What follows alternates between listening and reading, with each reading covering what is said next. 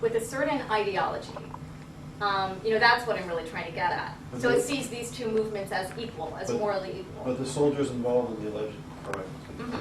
Yeah, it treats those as individuals. I mean, these are individual IDF soldiers. So there's no reference to Israel as a collective entity?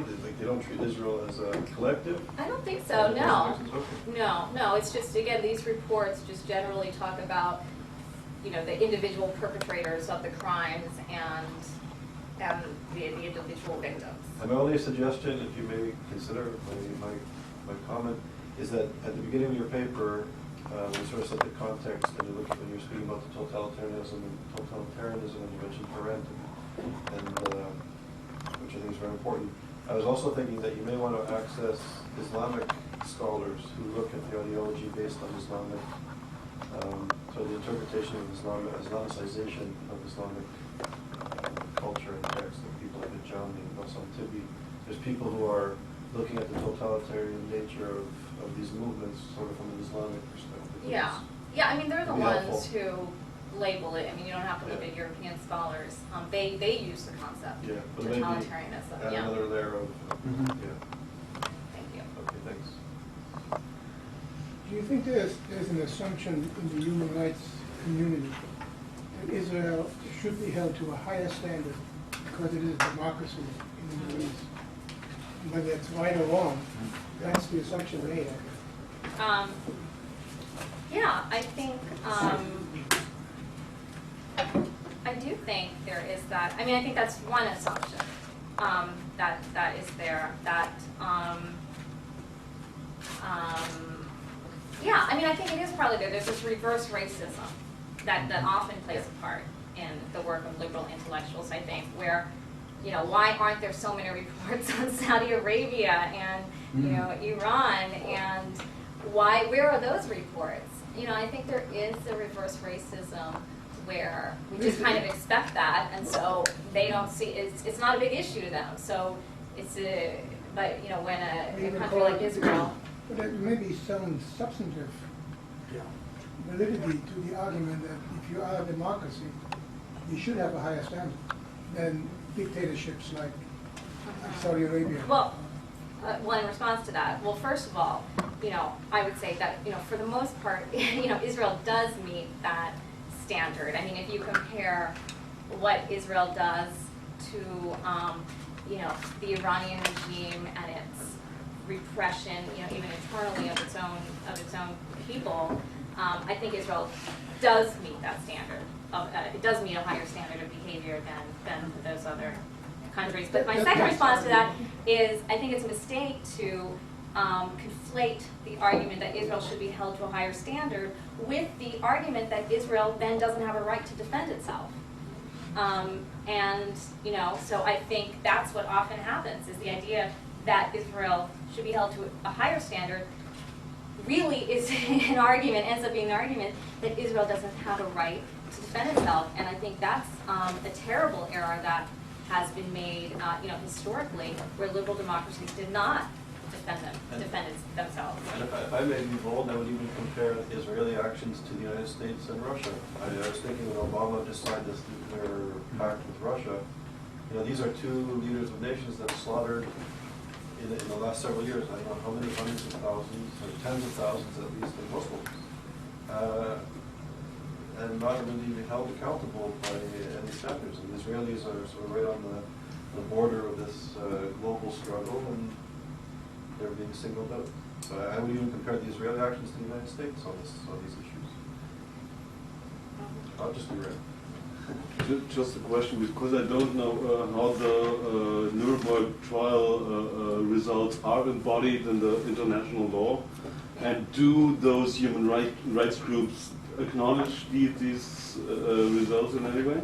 Oh, well, from the perspective of human rights groups, yes, they all see themselves as being the defenders of the Nuremberg legacy, in the sense that, well, first of all, that the Nuremberg trial was the first to hold individuals accountable, political leaders accountable for state atrocities. So they view themselves as continuing the legacy of Nuremberg.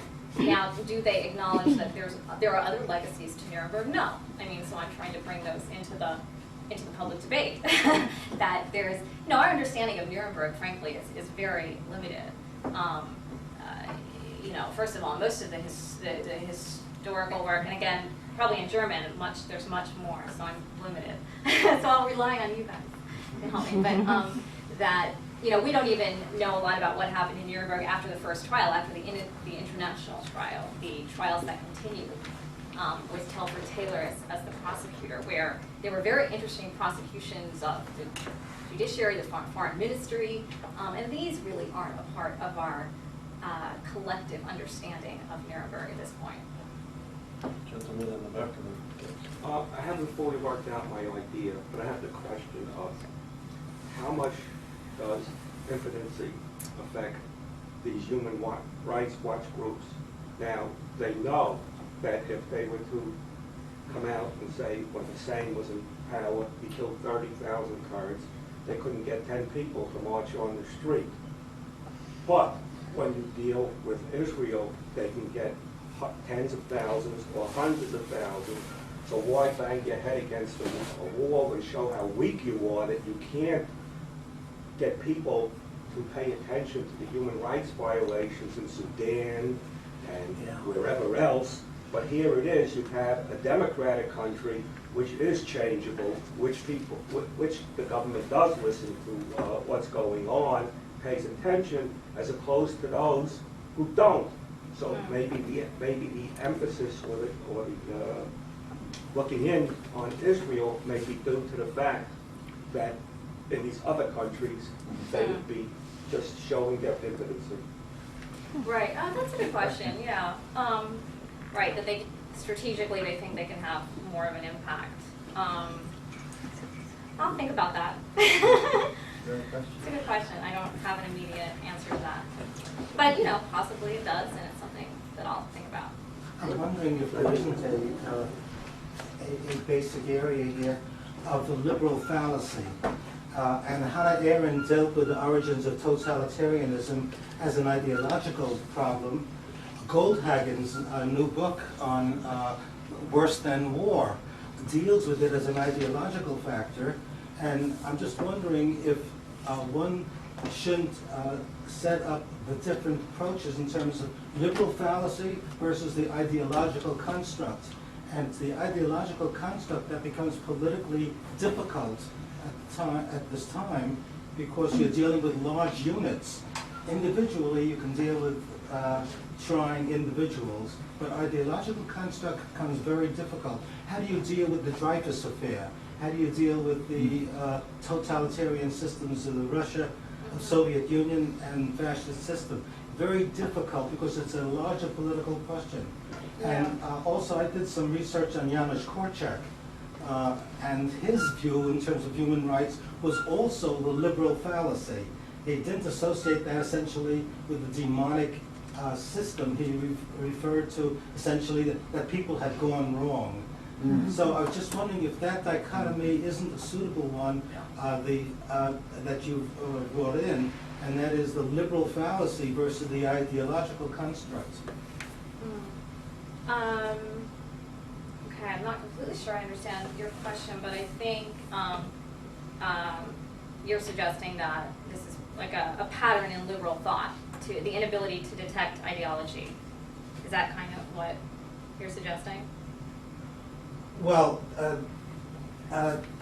existentially to define it as ideology, and not just to see it in terms of individual violations. So it's an existential position that Hannah Arendt took in terms of, and that Goldhagen is also taking in terms of eliminationism.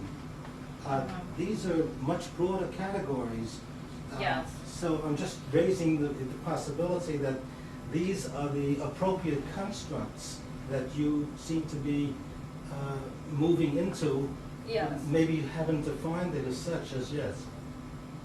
No, I mean, I'm very Arendt is a major influence on my own thinking, so that's my purpose in suggesting that this is a blind spot, which is in the human rights prism.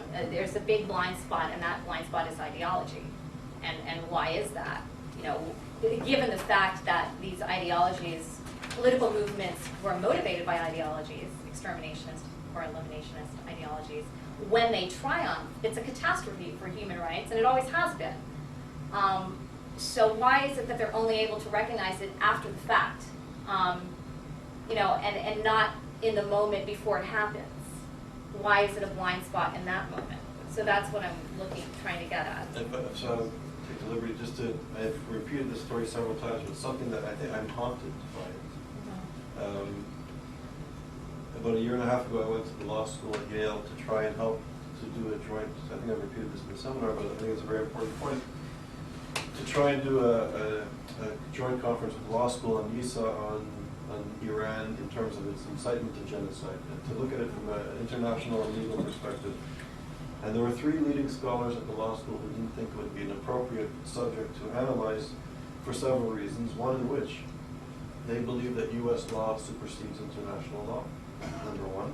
And with the First Amendment, and their commitment to the First Amendment and the freedom of speech, that they believe, and this is there's precedent for this, that incitement to genocide only becomes genocide once the genocide is committed. So there has to be a genocide before you can try people for incitement to genocide. Otherwise, it's just freedom of expression. And I don't understand that, because even in the Genocide Convention, you see a definition of incitement, right, which is, but because, so I don't understand. well, they were arguing because of the First Amendment, everyone has the right to speak, freedom of speech, and you can try somebody for incitement once the genocide takes place. Until the genocide takes place, it's just its freedom of expression. But Henry Cole wasn't one of the 3, I'm sure. No. No, he wouldn't. Yeah, even- I mean, right, He I would mean, not they're be just, there. right, they're trying to weigh But I mean, the it- cost of limiting freedom of expression when you don't have pattern of violence that even resembles genocide. And I think it's a worthwhile debate, I mean, because there's no But that's absolute just- position. Terrifying. I'm That's not a a- legal scholar, but I was just, That suggests that ideology is a predisposition. exactly. And you can't deal with a predisposition. But Hannah Arendt did deal with Yes. predisposition by naming the totalitarian system as a lethal system. And this is what Goldenhagen is wrestling with, really, in terms of how does one move in when it is still a predisposition. And maybe even, I wouldn't call it liberal fundamentalism, but maybe First Amendment fundamentalism But- is an ideology that we need to May I be very make- critical of at some point. I mean, So I have one question Yeah. to that. I'm not an American, but even in the First Amendment, neither am I. yeah, Some of But- my best friends. even in the First Amendment, it says that if there's a clear and present danger, this is what the Yeah. title that Robert Bistritz chose for his book on Antisemitism. There's no total freedom of speech, No. so You there don't are have to limitations. Yeah, you don't have to convince me. Yeah, I know, Well, but But so these are this- leading scholars in one of the finest law schools in the world. Yeah. So I would say it's not No, no. a First Amendment. They cannot. Well, they claim it is, and they know the laws infinitely better than I or you, and this is their perspective. I'm out of my depth to argue with them. I completely agree with you. With her qualification, Oliver Wendell Holmes, you all recall, said that freedom of speech doesn't give you the right to yell fire in a crowded Exactly. theater. Of course. And I noticed I was on C-SPAN, and I was really disgusted when a certain party was defending, sort of related to this perhaps, was defending the fact that we should not allow any influence whatsoever from foreign law to affect us. Now, this is really hubris. It affects this too, I think. Yeah, definitely. Yeah. U.S. law should never be superseded. Yeah, it's ridiculous. Certain party espoused it more than the other, won't mention names. On C-SPAN, they had the Hook TV. Yeah. This week, they We had may have this seen the same Ramadan.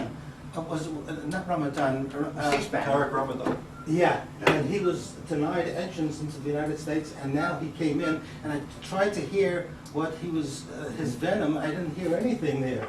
He didn't really come out. But I would say to me, there's an existential situation that Aaron pointed out. By the way, Aaron was one of my teachers in the past. Oh, really? One Where time, did you yeah. study with her? And How fantastic. I'm so excited Where to did hear you this. study? Where did you interested. study with Where her? did you study with her? at the New School for Social You Research. did? You were a student? Yeah. How But her excellent. husband, but it was an existential. Oh, you were a student of Hans Blucher's as well? What? Blucher. Yes?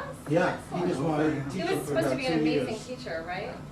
I mean, he never wrote. He was like a Socrates. He never wrote anything. But He was supposed to be an incredible teacher. Yeah, Is that correct? fantastic, fantastic. Oh, his lectures are available on the Hannah Arendt Center at Bard. You can actually download his lectures for anyone who's interested. Very exciting. Wow, I'm so excited to But I'm suggesting that it might require an existential philosophy position to take a look at the collective guilt. Whereas the liberal position, essentially, it's people Yeah. expressing this, and Yeah. Justice Holmes firing. Yeah.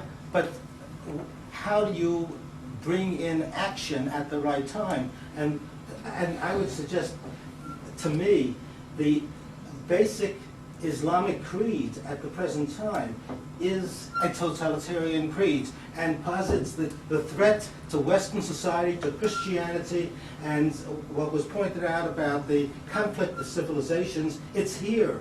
And unless we take an existential position, we see it as individual things, a little here, a little there, but it is a much bigger struggle. And if we don't put it into the broader conflict, as the Muslims do, they see jihad. Some Muslims. Okay. But defining jihad in terms of taking over the reins of power to advance Islam, to me, this is an existential situation. And Ahmadinejad has expressed this very clearly in terms of the Ummah. He's expressed this in terms of their objective, and I think we're blinding ourselves if we think in terms of the liberal predisposition that we've got to deal with this individually. To me, it's ideology, and if you don't deal with the ideology, you're not going to be able to come to grips with this. Right. And on that Yeah. very important note, thank you. I'm sorry. No, very important note. Thank you. And Michelle, thank you for your Any proverbs are good. I love them. So there's an African proverb that says that a true understanding of the hunt will only be known when the lions have their own history. On this note, so it's a pleasure to introduce Ulrike Becker. She's going to speak today on post-war anti-Semitism, Germany's foreign policy towards Egypt and the Palestinians. Ulrike is a graduate fellow here at YIISA. She's currently doing her PhD. She's based at Stuttgart in Germany in the history department. And her dissertation and much of her work deals with the Middle East policy of West Germany and issues about anti-Semitism and hostility towards Israel in the Arab world between 1952 and 1979. The analysis focuses on Germany's relations to Egypt and the Palestinian Liberation Organization. Ulrike also did research on the German political elite's relationship with the Nazi past, and she had a scholarship from the Fondation pour la Mémoire de la Shoah from France, and this has enabled her to do her doctoral studies. And she also did her master's degree thesis on the depiction of Israel in the German media.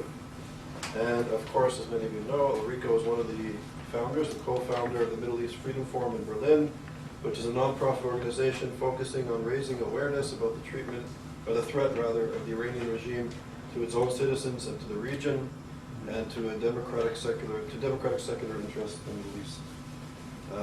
She co-authored a book entitled Goldhagen und die Deutsch-Linken. Translate, please, translate. A study assessing how the German left perceived Goldhagen's book, Hitler's Willing Executioners. So it's an honor, and also it was great. I mean, Ulrike part of the group during the year. Thank you, Charles.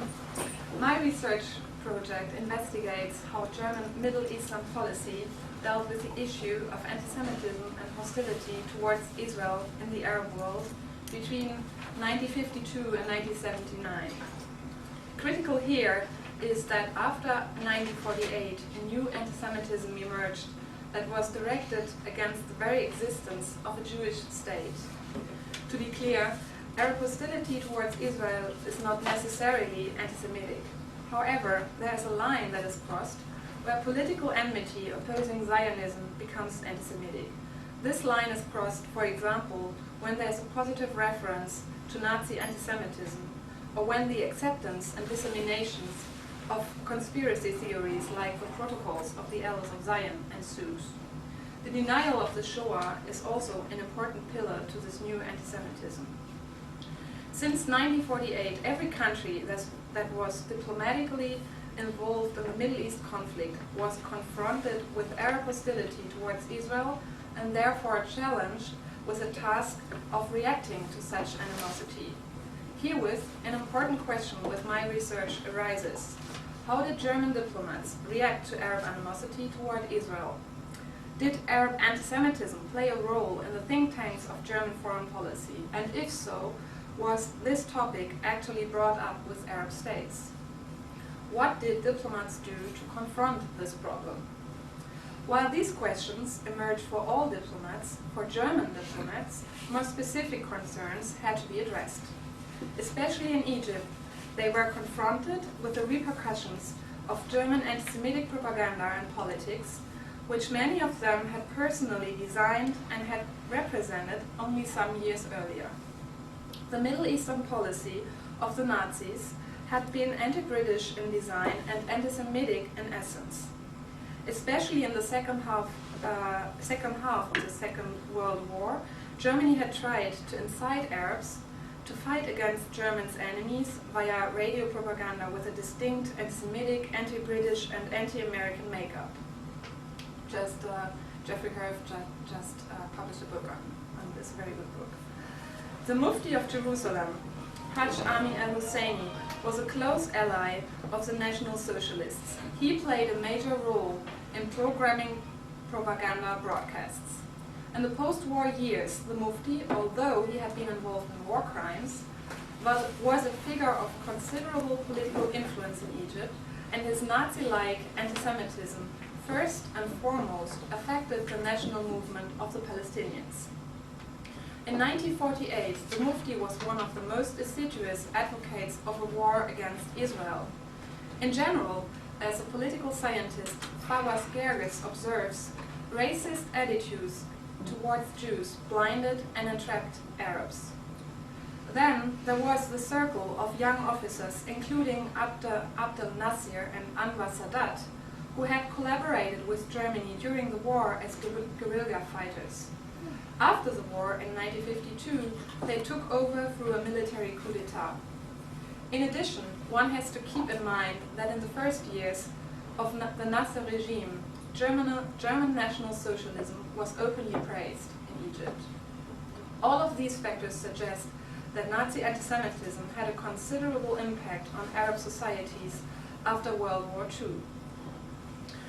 As the historian Yeshayahu Jelinek points out, Egyptian politicians who met with German diplomats in the post-war years often reveled in the recollection of their common fight against the Jews during the Second World War. The idea of a traditional German-Arab friendship pleased German officials and thus was likewise often mentioned. However, German diplomats were embarrassed when Egyptians noted that the basis of this friendship was established during World War II, and when they referred to Jews as a common enemy of Germans and Arabs alike. According to Jelinek, the latter was noted with discomfort because open anti-Semitism and positive references to National Socialism was by then considered unacceptable in Germany.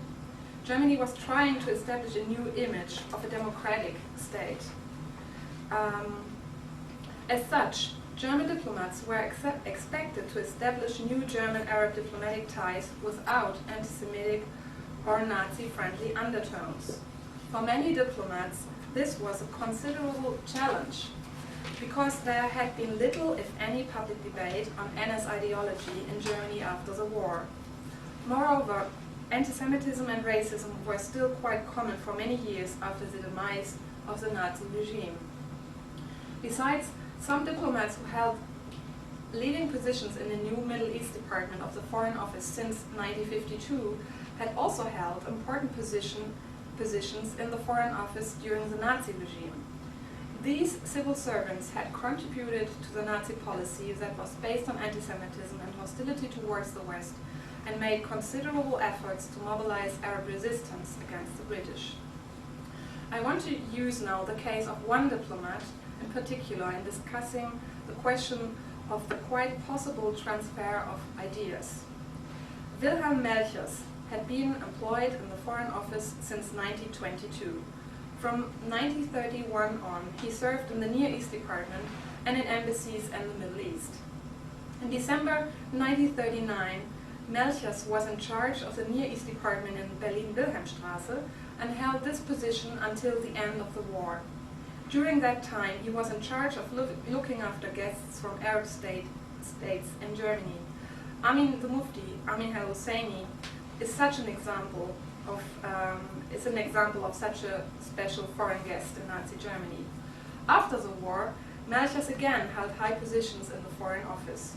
He first served in the Personnel Division, where he was responsible for awarding positions in the highest departments. Then, until 1953, he was once again the head of the Near East Department. Thus, Melchers wielded considerable influence on the policies of the Near East and the re-establishment of West German relations to Arab countries.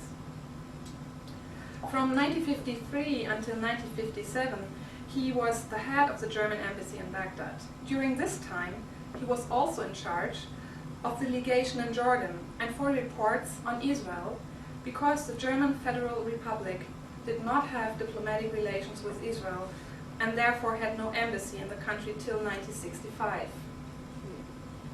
In the early 50s, Israel did not want a German ambassador on Israeli soil. But in the autumn of 1955, the Israeli Foreign Ministry decided that diplomatic contacts with Germany could strengthen Israel's position internationally, in particular in regards to countries in the Third World. However, Israel was unprepared for Germany's response. Their response was hesitant, and instead of endorsing the idea, Germany dragged out talks about establishing diplomatic relations until it became obvious that they were not willing to accept to have diplomatic relations with Germany. In the beginning of the 1950s, Germany had been interested in establishing these diplomatic relations with Israel. Adenauer, the first German chancellor, wanted to present a new Germany to the world. As the US High Commissioner John McCloy observed, Adenauer soon understood that the way Germany acts towards Jews in the future will be the acid test of German democracy. In September 1952, Israel and Germany signed the so-called Luxembourg Treaty that regulated compensation payments to Israel.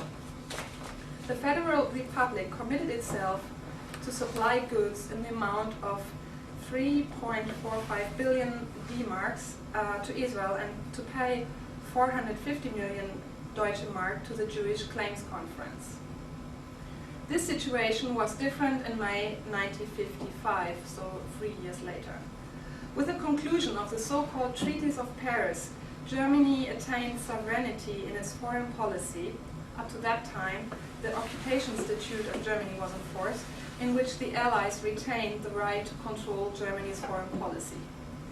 While most German ambassadors abroad in 1955 cautiously favored the establishment of diplomatic relations with Israel, German diplomats in the Middle East Department and those in embassies in Arab countries were extremely critical to this plan.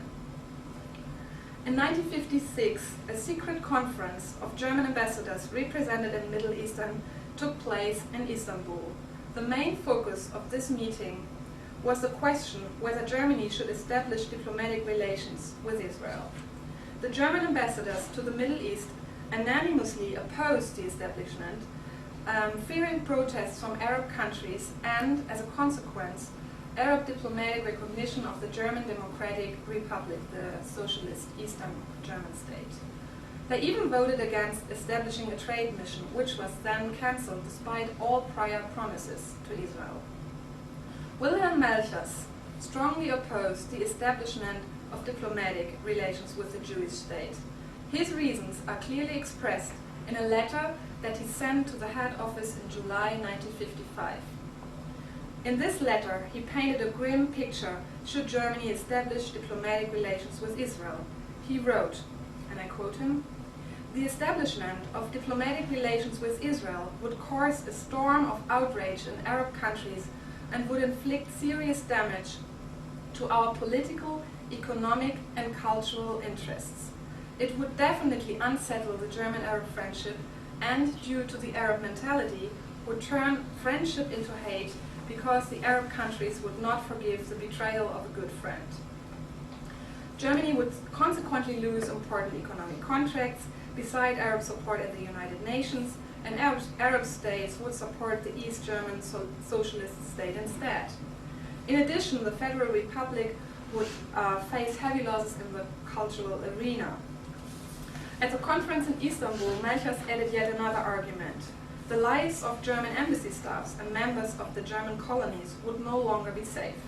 In short, in Melchers' opinion, Germany could not afford the step of an eventual recognition of Israel. This assessment was based on his specific analysis of the Middle East conflict, as he explained in detail in another report.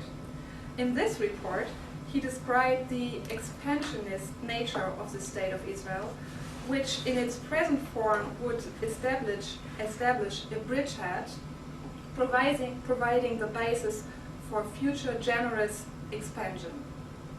An uncompromising attitude on the Arab side would therefore be understandable, and a peaceful solution to the conflict impossible.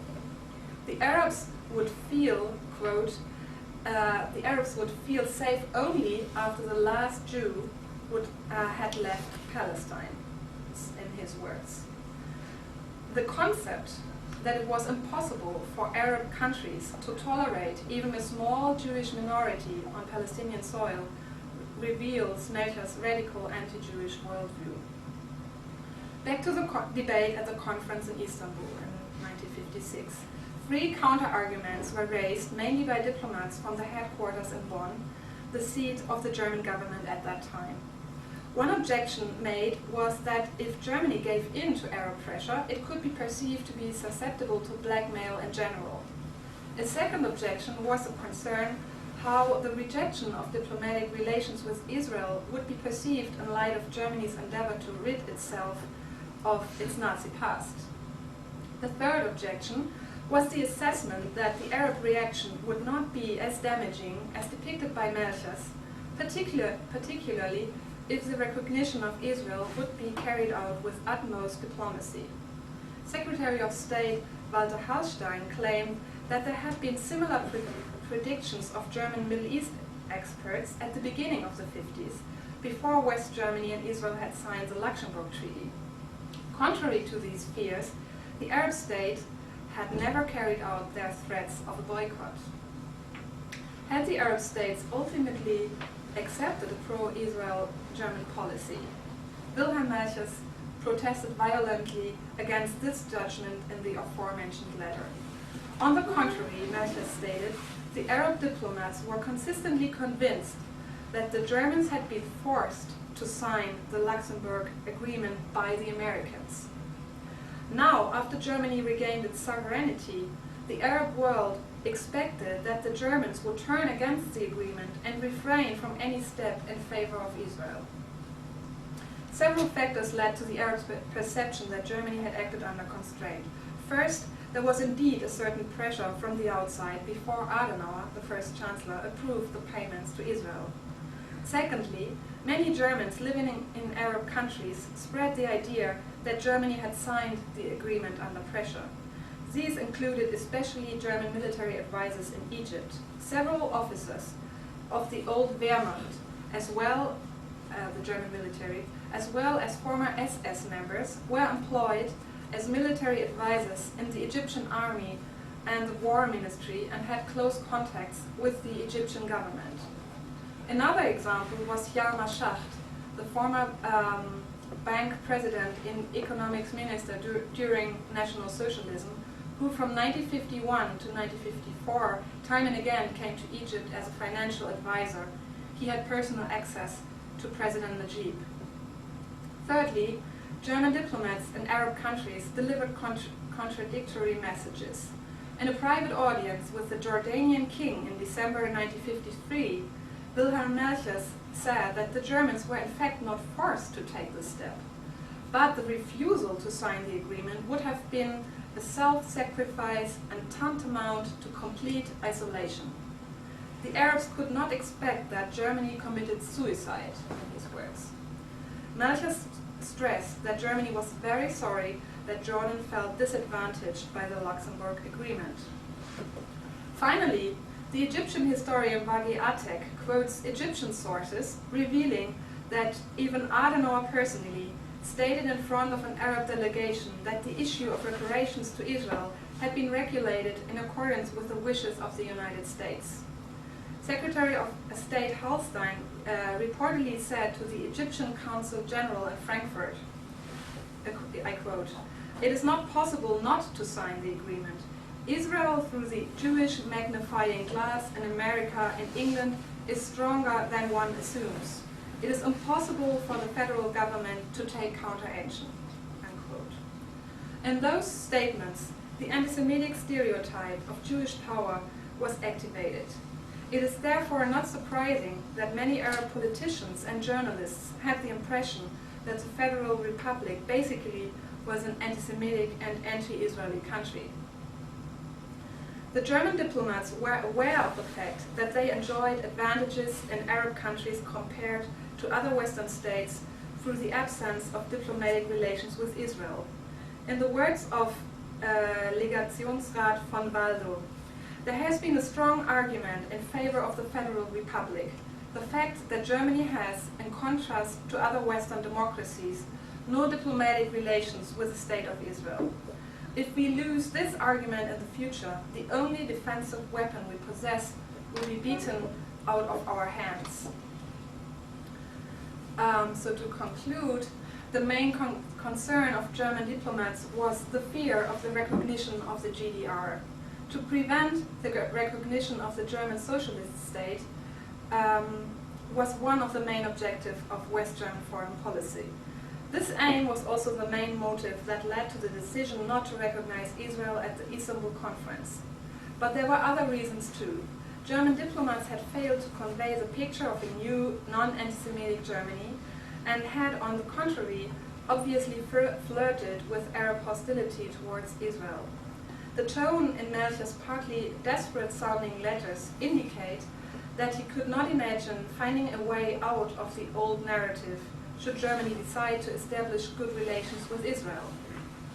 During the conference, there were more moderate and cautious voices too, stating that it would be difficult but not impossible to keep good working relations with both sides, but these voices could not assert themselves against the others. So in 1956, diplomats like Wilhelm Meyer, who had been responsible for the anti-Semitic German propaganda towards the Arab world, were the leading voices in the decision not to recognize the Jewish state. The political signal sent to the Arab states by this decision was that the demand to take part in the radical anti-Israeli policy was no red line for the Germans, but was accepted and therefore a confrontational approach against Israel successful. This is my presentation for today. My dissertation, of course, deals with much more aspects, and I cover the period of the 50s until the middle of the 70s, and so I could not lay out all of this. So if you have any questions. Thank you very much.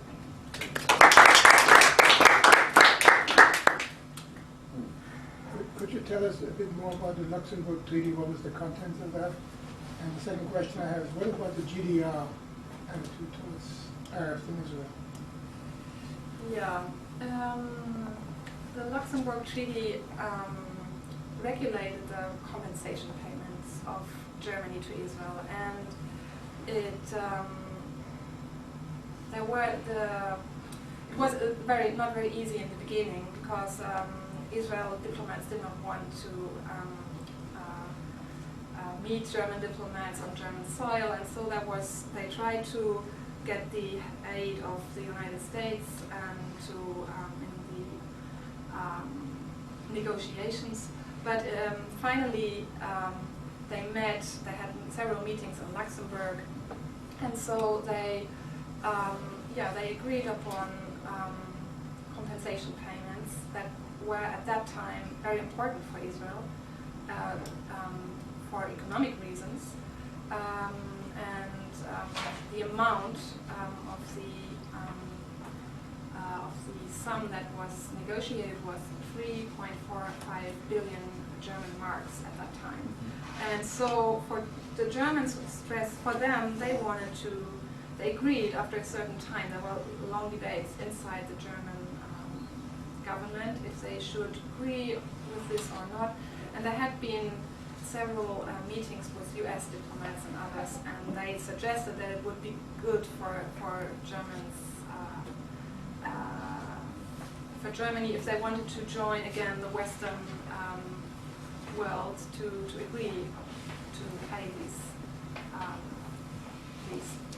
reparation payments. The Germans didn't find it difficult to have restitution for individuals, Wiedergutmachung. That was not pushed by the U.S., just the Israel thing. This is not, I mean, this is another topic, it's a very huge topic.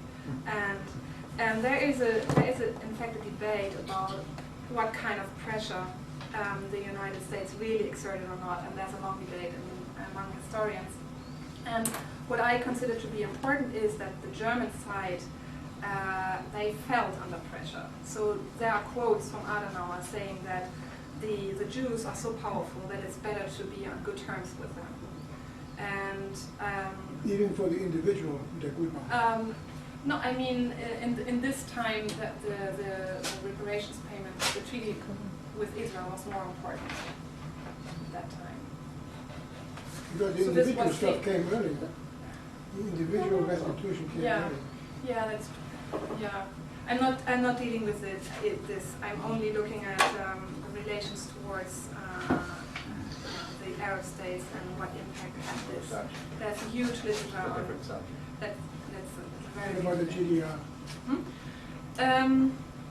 I decided also to only focus on the West Germany, and East Germany has a very, very different history. They were not completely free. I mean, to act on their own, and they had to follow the Soviet policy. And this was, I mean, after it's very obvious that the GDR very early decided to use anti-Zionism as a tool to establish good relations with the Arab states. And they did it in a much more open and obvious way than West Germany. Because West Germany, they had their main allies were the United States, Great Britain, the Western countries. And so they really needed to depict themselves to be reliable Western allies. And for the GDR, it's a totally different story. And so they could openly, they tried to use this as their capital in the Arab states because they were the weaker part. They were not economically so interesting for the Arab states because, economically they were very weak, especially in the beginning of the 50s, and they had nothing to offer. And so they used really this anti-Zionist ideology as a tool for their foreign policy. But I'm not a specialist in that, so. And of course, I mean, they also refused to pay any compensation payments to Israel. This question remained open until 1998, so it was never solved. The GDR joins the Soviet sort of anti-Zionist propaganda or whatever perspective when? Because it wasn't directly right after the war that the Soviets became anti-Zionist. It was later in the 60s and 70s, you can argue, that it became much more acute. And isn't there a history of the GDR actually supplying military assistance to the state of Israel? GDR? You mean the Western? East Germany. Supplying military assistance to Israel. Loading weapons. East Germany? I think they're selling arms. I think it's commercial. I don't think it was Czechoslovakia. Czechoslovakia. Czechoslovakia, Yeah. Bulgaria, but Yeah. the Soviet. I thought there was also This was something. in 1940. I mean, the Czechs. I never heard that. I mean, West Germany. This is what the West Germany did is after this conference that I mentioned is that West Germany then agreed to secretly deliver weapons to Israel, and this was a kind of compensation for the. When after Luxembourg? Yeah, this was later. This started in the end of the negotiations. Started in the end of the 50s. In 57, there was one of the first meetings between the defense minister, the German defense minister, and Israeli defense ministers, then I know that it started in the early 60s. But this was West Germany, not East Germany. So then I have two quick comments. So, like, you know, I like the sort of the political agenda, if you will, of your work, of Jeff Herf's and Matthias Kunzel, and people that are looking at the relationship obviously to the Mufti and Nazism. It serves a certain political perspective or political project even that I would subscribe to for all sorts of reasons. But the thing that disturbs me from an academic perspective is that the links between Nazi Germany and the Mufti and the impact of the radio shows and it's never been measured. How do you measure these impacts? That's one question. Was there a real influence? Did it really affect the population? Did it affect the policy in the Middle East? One question. And how do you ascertain that? And secondly, I lost my train of thought. And, okay, so that's one. And secondly, I was just speaking to Brian Shead yesterday about this. In the UK, in sort of race relations and you know, the study of migration and national identity and racism, cultural studies in the UK, it's changing, but the demarcation is 1945. So Europe, British, French studies when it comes to migration and cultural identity and race relations, everything starts from 1945 on. If we don't go back and look at the history of colonialism and racism and anti-Semitism and the genocide and the Holocaust and Shoah and all this stuff, everything sort of begins in 1945. So my question to you is it so shocking, in a sense, that you have people who were actors, had positions of influence, or were socialized and lived in Nazi Germany, who carry on these beliefs? I mean, at one level, it's not very surprising or shocking. Yes. So how do you, in your general work, do you contextualize anti-Semitism? Do you contextualize the ideology, the policies in which these people were educated and schooled and participated before they came to power in post-war Europe? I mean, what you're saying at some level is not, I don't think it's so surprising. No, you're right. I mean, maybe I answer this question first. Of course, it's not surprising. But two points. One is that in Germany today, you have on the popular level and on the scholarly level as well, the narrative that Germany immediately after the Second World War was pro-Israel, pro-Western, and all these facts are not discussed, are not known, and not mapped and critiqued. I mean, I agree with you. It's not a surprise, but I mean, I find it especially, and I look at this not for political reasons, but to trace down the history of German foreign policy towards ideologies, anti-Semitism, hostility towards Israel. I want to see how it started, and one of my, I mean, and this is probably what you refer to, one of my interests is why is German foreign policy failing today when it comes to confronting the anti-Semitic, and here I think it's very obvious, anti-Semitic threats of Iran towards Israel. And what I want to do with my dissertation is to see how this started and how is the history of the ideas of how you confront or not confront or endorse hostility towards Israel, and how did this develop during the 50s, 60s, and 70s. And of course, you have a new generation in the 1970s who, it's another story. I mean, who were not had not positions, were not active during the Nazi time, but still were raised in this in the Nazi period. And so you have the narrative shifts, and this is what I want to look at, how it started, what kind of ideas came from the Nazi period, and how they developed, and maybe still used today. And so I'm tracing it. And this was one. Did I answer your question? Yeah, that actually brings me to my final point, and I think you answered before I asked you. It would be amazing, I think, to maybe your final chapter of your dissertation would be the discourse around Germany's relations and economic and political relations to Iran, because there are similar points that you made in your presentation that are echoed loudly today, that if Germany sides with Israel, it will lose its influence in terms of oil and all sorts of geostrategic interests, and it's better to side with Iran and let business as usual go rather than make so many problems. That's number one. And number two, something that's striking as a guest of your Stop the Bomb conferences and coming to Germany, but particularly at the conference, the elephant in the room is this, and it was really shocking to me, was this notion of Jewish power.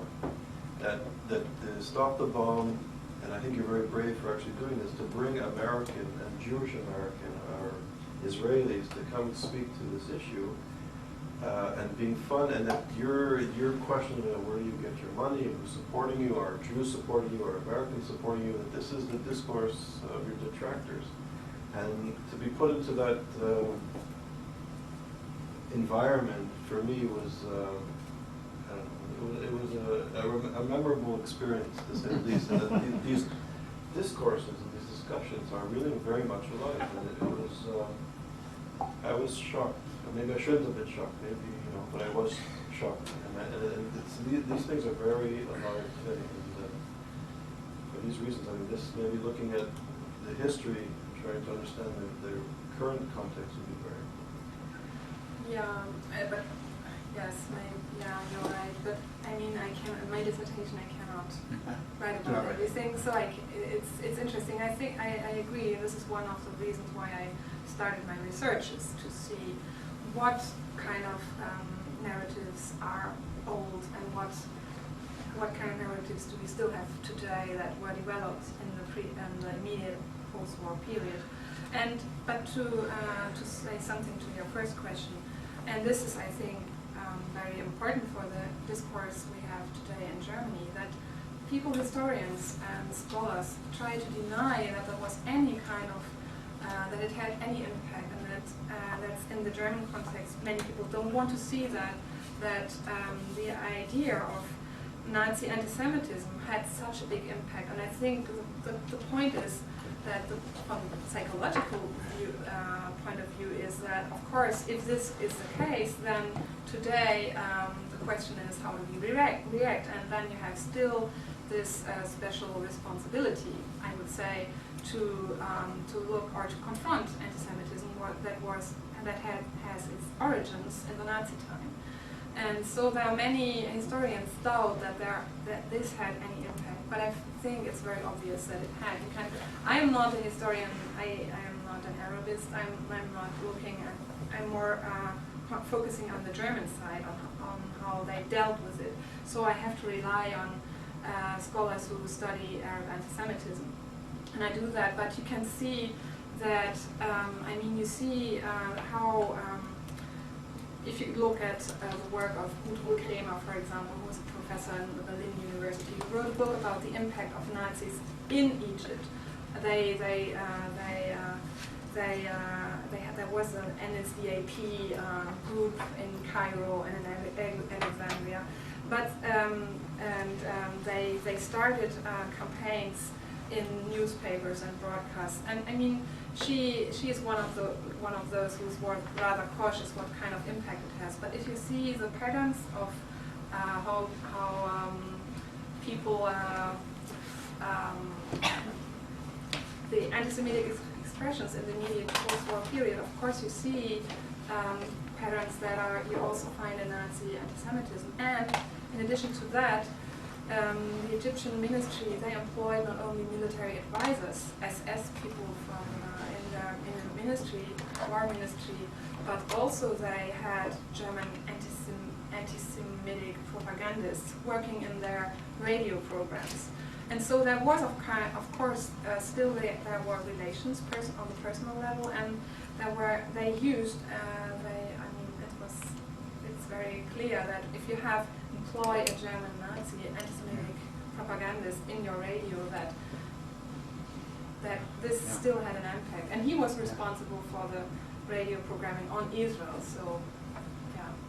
You can see how devastating it was, because I'm a sort of a history buff of Sephardic Jews, and they were in Morocco and Northern Africa for 500 years almost.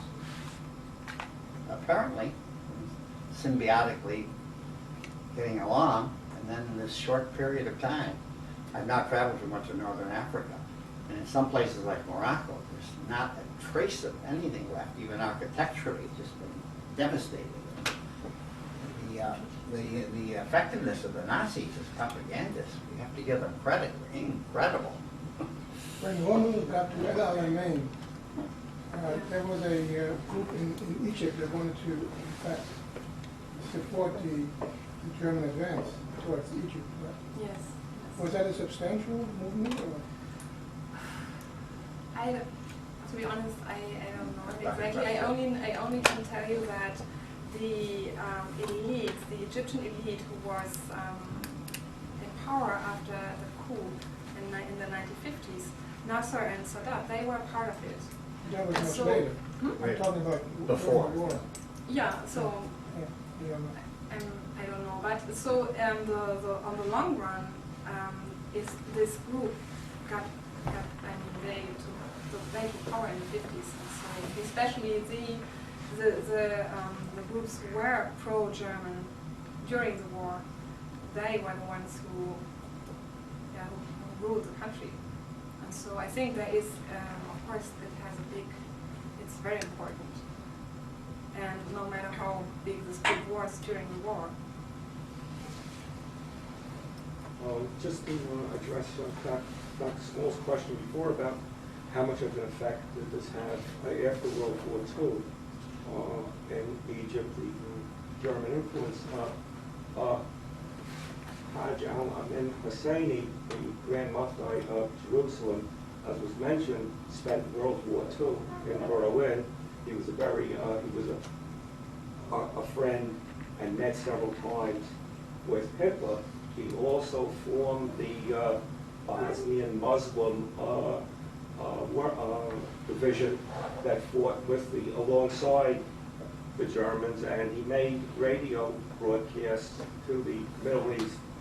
He was also taken to a concentration camp by Himmler, and he thought it was such a great idea, he wanted to bring it over to the Middle East to get rid of the Jews And also very interestingly, Kurt Waldheim served in that unit, oversaw that unit. He goes to introduce, Zionism as racism, and actually had a party in 1975 at the Ritz-Carlton Hotel in New York the evening that the resolution was passed. He attended a Which reception. group did he serve with? He was in this The Bosnian Muslim unit. unit? That's the unit. Yeah. And after Well, he oversaw Yeah. that region. That was censored when he was looked upon as a candidate for Secretary General. That was left out now. I never thought of that till now, but I wonder who kept that out. Yeah, but my main point is that when he fled to Egypt after World War II, he was declared to be a war criminal. He is the cousin of Arafat, I believe. Who? And the Grand Mufti. Oh, was it? Yeah, I didn't know that. Yeah. He was a cousin. Yeah, and I believe so. I read the book. I have some cousins. It's a little bit farther. I think it's not. Maybe cousin. second, third cousin. Not a kissing cousin. Well, unless I misread it, it was in the book, The Icon of Evil, which is the story of the Grand Mufti. But the point is that he still wanted to eliminate the Jews, and he had a strong following in Egypt with the Muslim Brotherhood and the beginning of the PLO. So, Which goes back to Tariq Ramadan, who just came here and was a fellow at St. Anthony's College in Oxford. His grandfather was the head of the founder of the Muslim Brotherhood of Egypt. Were there any little movements like that before World War II? Now that Yes. they speak about this, I'm wondering. I mean, well before, the 20s, 30s? Yes. I think the Muslim Brotherhood started before World War II. The Muslim 1920. Brotherhood. After World War I In the already? 1920s. 24. There are organizations in Iraq that are more of a similar ideas Uh-huh. that are formed in the 1920s. I think after the Balfour Declaration, they became Yeah. strong. Oh, yeah, 1917, yeah. Yeah, so it's earlier. That's probably a key. so maybe one more note. I see it like this at the origins of the conflict. I would say there were two national movements. So the origins of the conflicts, for me, is not anti-Semitism, but the way how it was perceived and how you can solve it was very much influenced by this Nazi images about Zionism and Jewish power.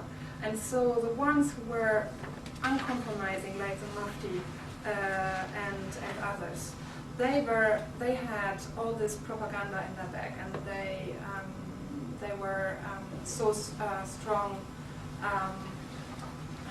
They were strengthened by this history, and this is what I consider to be very, very important. And yes.